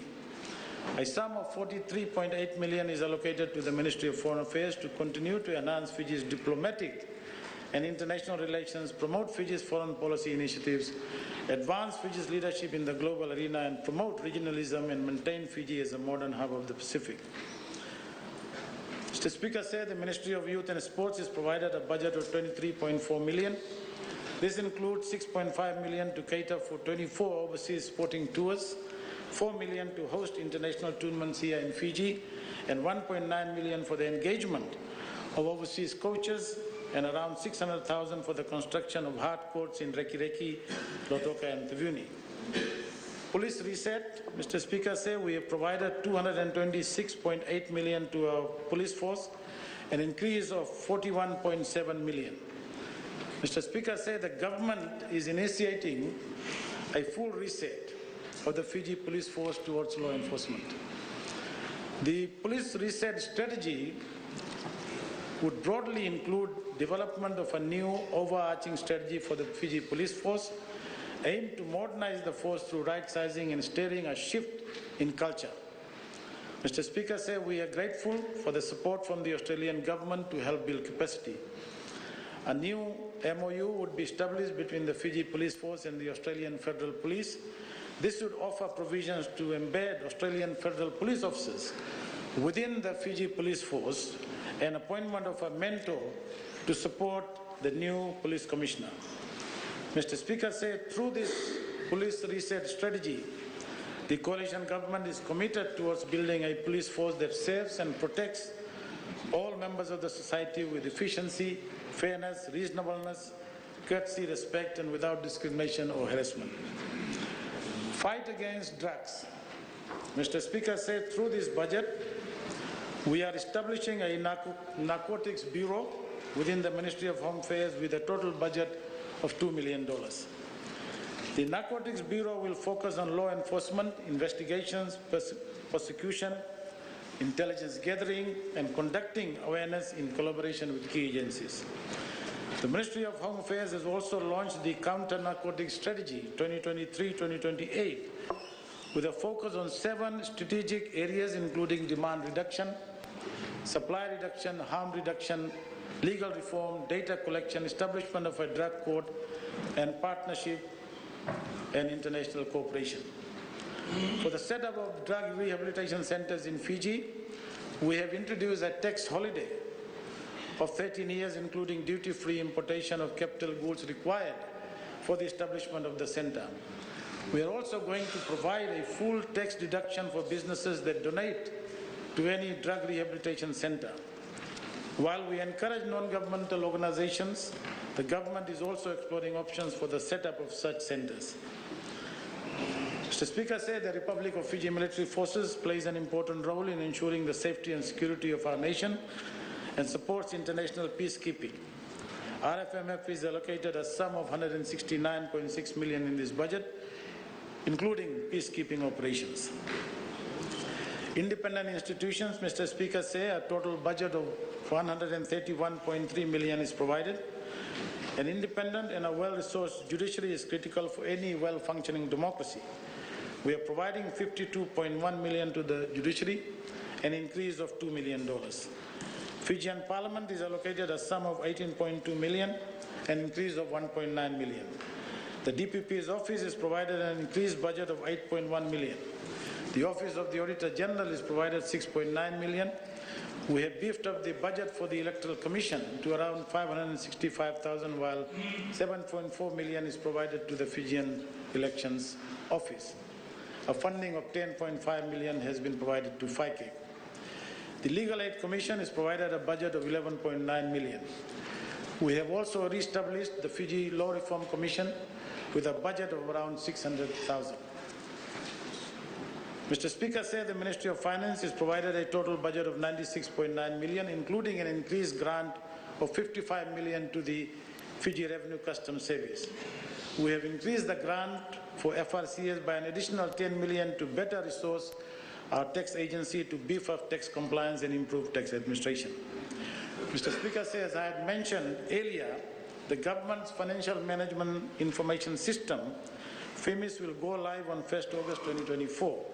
A sum of 8 million is provided in the budget for the final payment of the project. The full project cost is about $12 million. Mr. Speaker said we are also strengthening the Fiji Bureau of Statistics with a review of the Statistics Act to give them more autonomy and to ensure that the Statistics Office is well equipped to provide timely and reliable statistics. An increased budget of 9.4 million is provided to the Fiji Bureau of Statistics, which includes 2.5 million to undertake the household income and expenditure survey. Taxation and revenue policies. Mr. Speaker says any government has to be funded well, particularly when there is a serious catching up to fix our deteriorating infrastructure. We also need adequate revenues to rebuild fiscal buffers and be better prepared to respond to any future shocks. At the same time, we recognize that we must not overtax the economy. We should have a tax system that is simple, efficient and fair, and as I have consistently maintained, with no surprises. We want a tax and fiscal policy that provides certainty and confidence to our businesses in the private sector. That is why we have changed the way we formulate our tax policies. We talk about them first before we make changes, and we listen. And then, Mr. Speaker, we lock in the tax measures and we do not chop and change them. Mr. Speaker, in this budget, we are delivering on that commitment with only minimal changes to the tax regime, which we have mostly already signaled. In the last budget, we made some critical tax reforms to raise revenues. That added 600 million in additional funding from the government.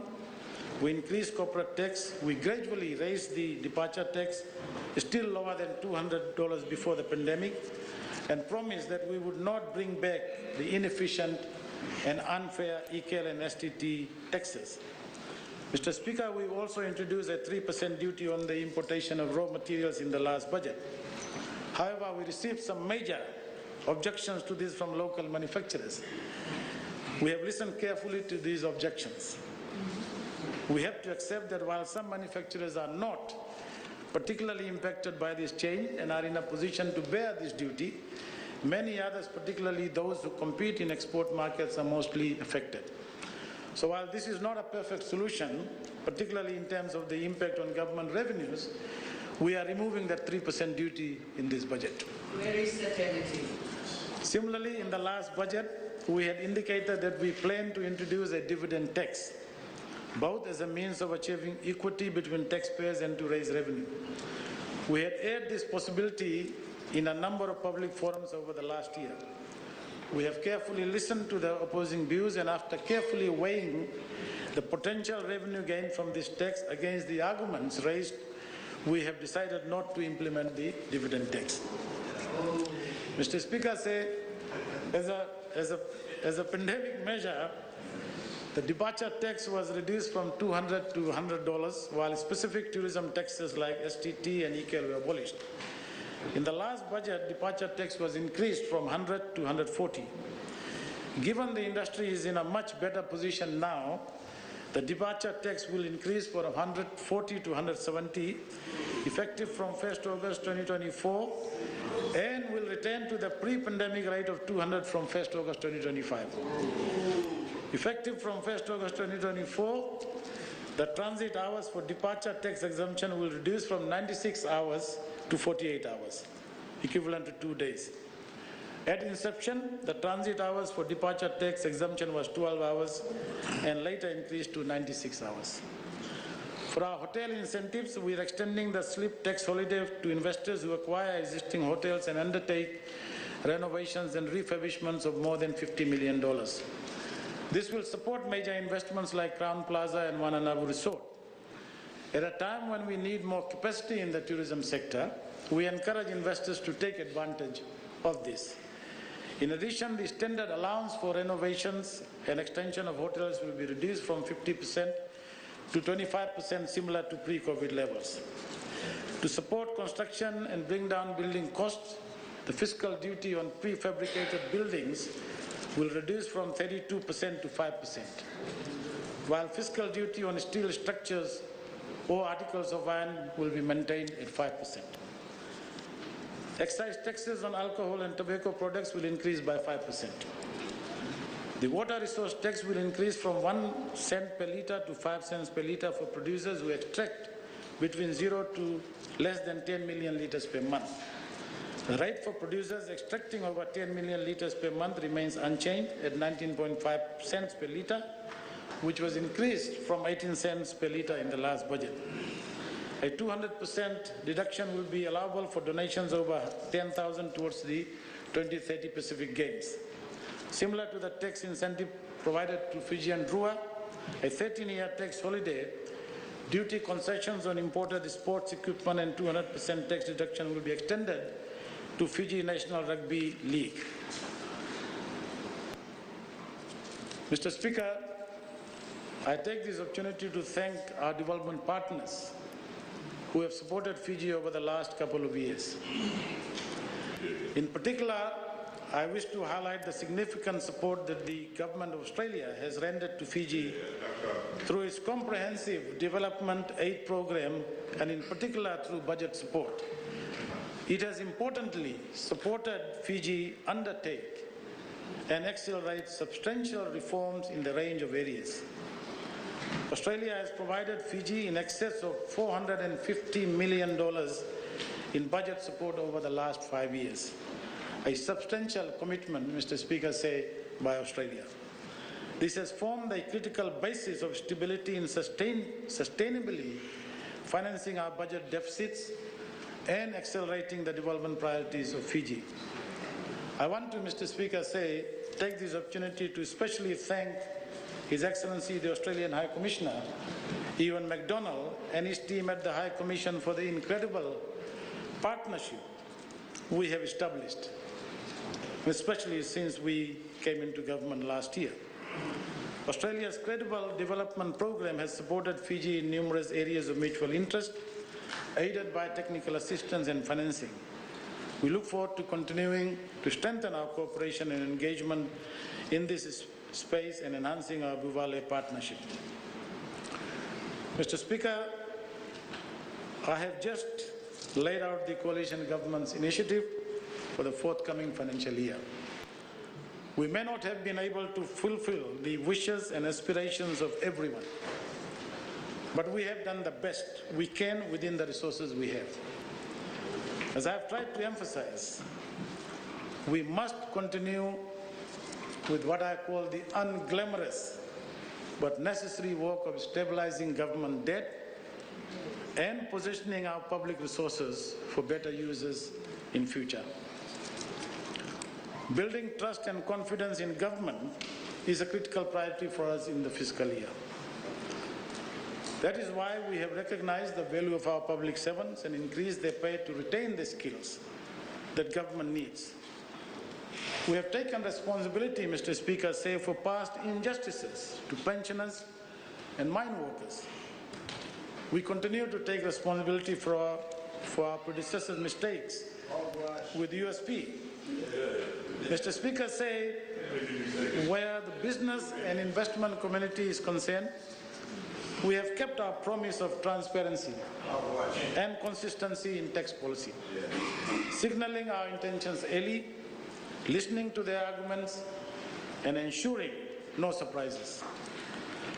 We are committed to significant investments in infrastructure, with emphasis on rural roads, boreholes to improve rural water supply. We are also focused on strengthening the operational and financial autonomy of the Water Authority of Fiji and making disruptive water cuts and unreliability a thing of the past. We are strongly focused on improving our public health and medical care delivery with new hospitals and better health care. We want to ensure that our one public-private partnership in health is working sustainably and affordably, and that government becomes a trusted commercial partner for the private sector so we can open up opportunities for more investment in public service provision. We have fully restored all fundamental freedoms of all our people, including our workers, and increased the national minimum wage. Our astronomically high national debt of 90% of GDP 18 months ago will fall to 78% by this time next year, and we are committed to patiently working to reduce it to sustainable levels. Order. For the first time last year, cane growers received nearly $92 per ton of cane price, well over the guaranteed price of $85. And this year, growers have already received over $101 per ton, with the final wash-up payment left to be made towards the end of October. We have increased subsidies and budgetary allocations for non-sugar agriculture and the dairy industry to support diversification. We have significantly increased welfare assistance, locked in back-to-school support for students from poorer families. We have lifted the burden of TELS loan from more than 50,000 students and their families, and begin to work to bring more discipline into the funding and quality of tertiary education. Mr. Speaker said, we know that the government is not always perfect in its delivery of solutions and effective outcomes for our people.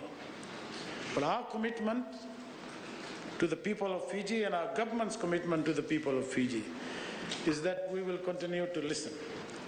We are open to criticism and to new ideas, and are creating the environment where these can be aired and discussed. We want people to bring forward their ideas and innovations, and even better, to work actively with us to help achieve them. We are working hard, Mr. Speaker said, to deliver better regulatory outcomes, even though it may seem that these are slow in coming. We also recognize that as a government, we must respond more quickly to new economic and social challenges, such as our critical loss of skills and the problem of drugs. At the same time, we have to keep up with the slow, patient work on our long-term issues. This is why we are staying focused on economic stability, security, and sustainability. No gimmicks, no short-termism. This work, Mr. Speaker, does not grab headlines. It does not get applause.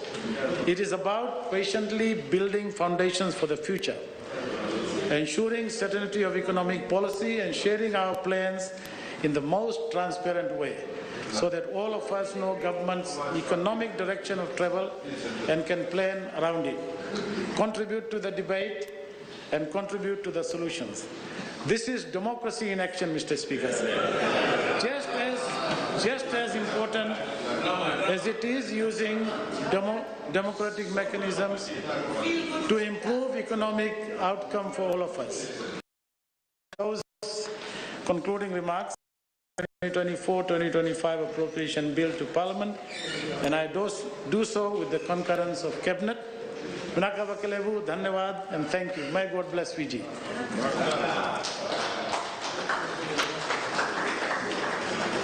Vinakavakalevu, Honourable Deputy Prime Minister,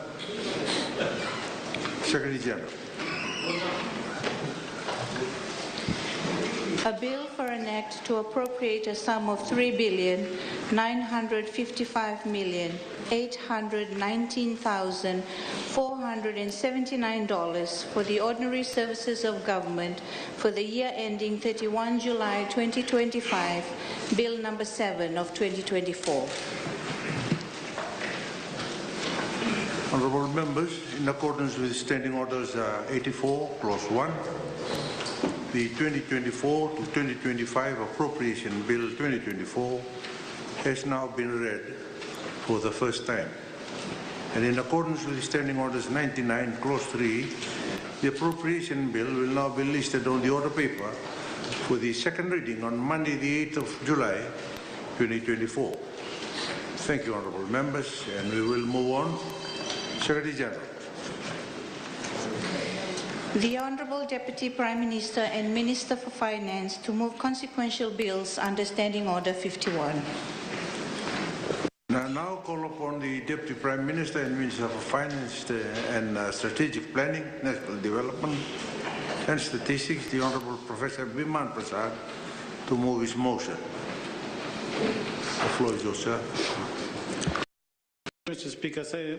Speaker, pursuant to Standing Order 51, I move that the following consequential bills for the 2024-2025 national budget be considered by Parliament without delay. First, Tax Administration Budget Amendment Bill 2024, Bill number 8 of 2024.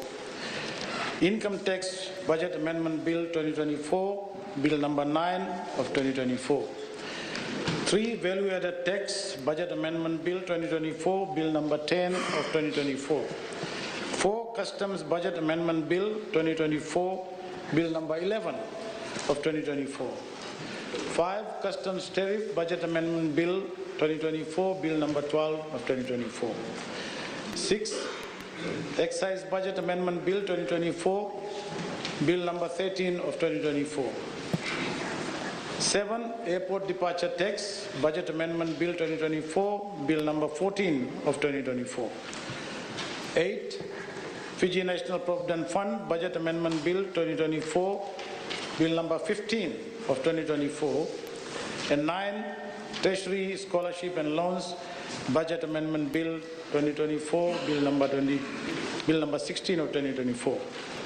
Mr. Speaker, pursuant to Standing Order 51, I move that the consequential bills, A, must pass through one stage at a single sitting of Parliament, B, must not be referred to a standing committee or other committees of Parliament, C, must be debated and voted upon by Parliament immediately after the vote on the 2024-2025 Appropriation Bill 24, and D, that the time for the debate be limited to ensure that these consequential bills tabled today are debated and voted upon in the sitting of Parliament beginning on Monday, 8 July 2024. Thank you. Is there a seconder? I hereby second the motion.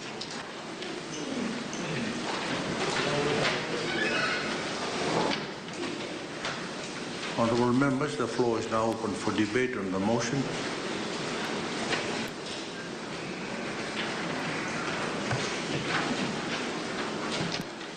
Thank you, Mr. Speaker. I'll be very brief because the bill has just been presented, and I'm sure the honourable members of the opposition will have more than enough time before we debate this bill after next week. But very briefly, Mr. Speaker, the Tax Administration Amendment Bill, the intention is to increase the time for FRCS to detain a good instead of disposing a good after 10 years. And at the moment, it's administratively cumbersome So essentially, this bill or this amendment is to improve on that. B, allow any outstanding tax debt or penalty to be offset by forfeited funds, except water resource tax and airport departure tax, given their separate methodologies for collection. And allow the CEO to request for bulk information and reinstatement of a penalty for evasion of VAT. Second one, Mr. Speaker, the income tax. Again, the intention here is to improve the administration of the tax provision. The continued rate of export income deduction for tax year 2025, removal of the deduction for pandemic reserves, revision of evaluation amounts for fringe benefit tax on motor vehicles, and revision of rules for the payment of advance taxes, and revision of withholding tax as final tax. And as I said, Mr. Speaker, I will explain more when we move the motion after the budget debate. Third, Mr. Speaker, says the value-added tax amendment. Again, the Act is intended to be amended as follows: to require individuals importing goods for personal use to pay VAT, ensuring a fair application of VAT, exempt items under Concession Code 201C from VAT, and it also removes the requirement for the filing of tax returns on an annual basis, while retaining the monthly or the quarterly filing framework to streamline VAT collection and aid business financial management. It used to be the case before, Mr. Speaker. And number 4, customs amendment bill. Again, Mr. Speaker, the intention here is to refine the definition of concepts such as produce and producer and manufacturer to allow local producers to receive the same kind of concessionary benefits as others, creating fairness and leveling the playing field for the local producers and providing them with the same opportunities and advantages as others, fostering a more equitable economic environment. Also, Mr. Speaker, it will allow the FRCS to remove the time to pay arrangement for the payment of duty for yacht imports above 2 million to ensure uniformity and prompt revenue collection upon importation, and also increasing the penalty rates as well. The fifth one, the customs tariff, Mr. Speaker, said, again, as I stated in the budget, to remove the 3% export duty on sugar. This was never applied. It's on the books, so it's a very simple amendment. Increase in excise duty on alcohol and tobacco, as pointed out. Increase in fiscal duty on ships, boats and floating structures. Reduction in fiscal duty on prefabricated buildings. And also to exempt hospital beds from fiscal duty and VAT. Mr. Speaker, say there are individuals who are also importing hospital beds, and we want to remove the fiscal duty and VAT from that. Number 6, Mr. Speaker, say excise amendment bill. Again, the intention here is to provide for a longer duty accounting period for manufacturers of certain accessible products which were issued a license on or after 1st January 2024, and also to impose a fine for the late penalty of excise duty. Number 7, Mr. Speaker, as I pointed out, we're increasing the departure tax from $140 to $170, effective from 1st August, and a subsequent increase from 170 to 200. So to give effect to that provision, this airport departure tax amendment needs to be made. With FNPF, say, as I stated already, the Act is amended to allow the membership of the FNPF board to change, and that is to have an employer and a worker representative. The second one, Mr. Speaker, says allowing children to become FNPF members from birth instead of a certain age, and this will be done through regulations. And streamlining timelines for employers to submit remittances and statements to the FNPF board, and adjusting the penalty for non-payment of employee contributions from $100 for the balance unpaid each month to 10% of the balance of unpaid contributions for an employee each month. And the last one, Mr. Speaker, says allowing FNPF members to transfer or gift some of their entitlements or all to another FNPF member within the provision. So, as I will explain after next week, Mr. Speaker, there are good reasons for doing that, and it will help a lot of people to plan how they're going to use their savings and retirement funds in a much better way. The last one, Mr. Speaker, says the tertiary scholarships and loans, and again, as I pointed out, the changes we are making to ensure that we make sure that those who are bonded, that where the government is spending a lot of money, that they are able to serve the country as well. And if they don't, if they want to leave for greener pastures to other countries, then obviously they are required to pay the bond and also to pay penalty.